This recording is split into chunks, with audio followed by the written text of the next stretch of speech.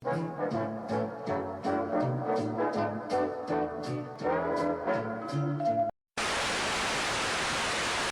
to impede progress.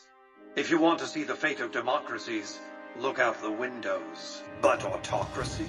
Firm control in the hands of a technological and economic visionary? Yes, that Vegas shall have. Oh, hell no.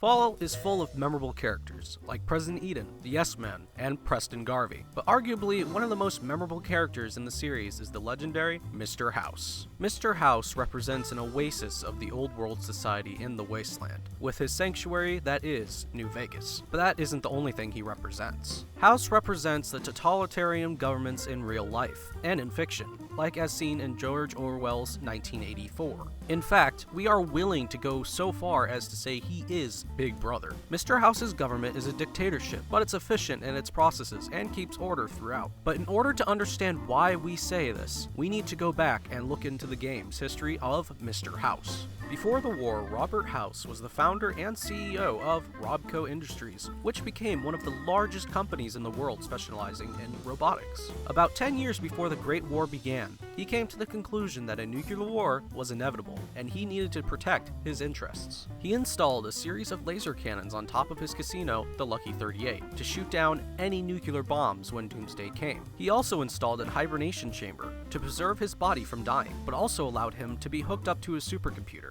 This would grant him virtual immortality. House's dream would be cut short though when the war finally broke out. When the bombs started to fall, he was able to spare Las Vegas from the horrors of the nuclear war. But in this process, his computer suffered a series of crashes, putting him into a coma. In 2138, his computer finally rebooted, and Mr. House came back to life. He saw in horror what his city had become. Las Vegas was a haven for bandits and lawlessness. At this point, the city was not known as Las Vegas anymore, but rather New Vegas. Mr. House quietly watched and planned out his next series of actions from the safety of his own tower. In 2274, the NCR came into the region, and Mr. House was forced to act. He released his robot army of Securitrons onto the city and the surrounding areas.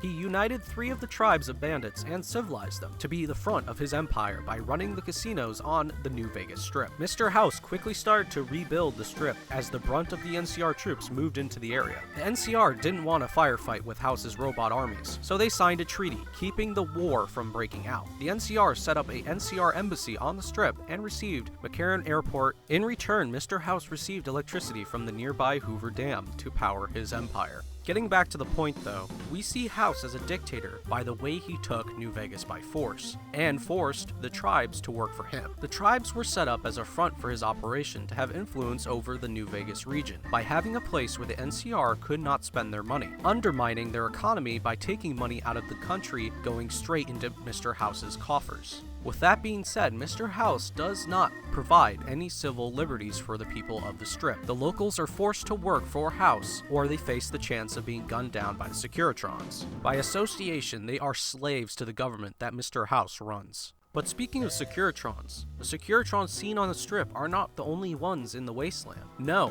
rather Mr. House has a massive army of them ready to be activated to act as his army to force himself beyond the walls of New Vegas. Under Fortification Hill on the east side of the Hoover Dam lies the army. The only way for his army to be activated is to have the playable character in the game, the Courier, activate it with the Platinum chip. This upgrades the Securitrons from standard police units to full military grade robots. This would be his fighting force in the wasteland, removing all factions that did not support him, making him the sole power in the wastes. Mr. House would have unlimited power at this point. With his robots spreading across the wasteland, they could act as his eyes and ears. One robot named Victor saves the Courier and befriends him. Little does the player know that Victor was sent by House to keep watch over the Courier's actions. As the player progresses towards New Vegas for the first time, Victor keeps his distance, watching the courier reporting back to Mr. House on his status. With that being said, this is similar to the mass surveillance we see today in the US's own NSA, and is reminiscent of the actions of Big Brother in 1984. The courier has no choice but to follow Mr. House or risk death. Mr. House does not allow free will, but rather he believes he knows best. Finally, Mr. House, when the time is right, springs himself into a crisis as a power player.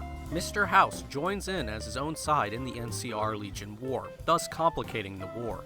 He increases tensions inside the region for his own profit. With the ability to play both sides against each other, he creates a state of fear that a big government is needed to protect the people. That big government is the government under Mr. House. This creates a catalyst for him to take control of the region. This is similar to the major states in the novel 1984 that are always being at war with each other. The war keeps the people wanting protection, and the only way we can have protection is with big government. This is why we see these three superpowers in 1984 be so powerful. He is able to make the two sides fight each other on his own terms at Hoover Dam, setting up a trap to have the two armies on the dam as while House summons his armies out of the fortification hill to gun down the two armies in the major battle, making him the only power left in New Vegas. We can sit here and argue that if Mr. House's ideas were right or wrong, but I'm sure we can all agree that he is a cunning man who is able to use the situation at hand to make him the sole power in New Vegas. He represents the idea of big government, controlling all aspects of a person's life to ensure their protection. Mr. House would have you believe that he knows best, but does he really? And on that note, this is Bobes with the New Age Gamers, wishing you a great day.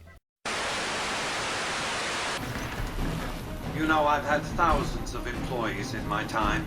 Few met my expectations. Fewer still surpassed them. Your performance has been nothing short of spectacular.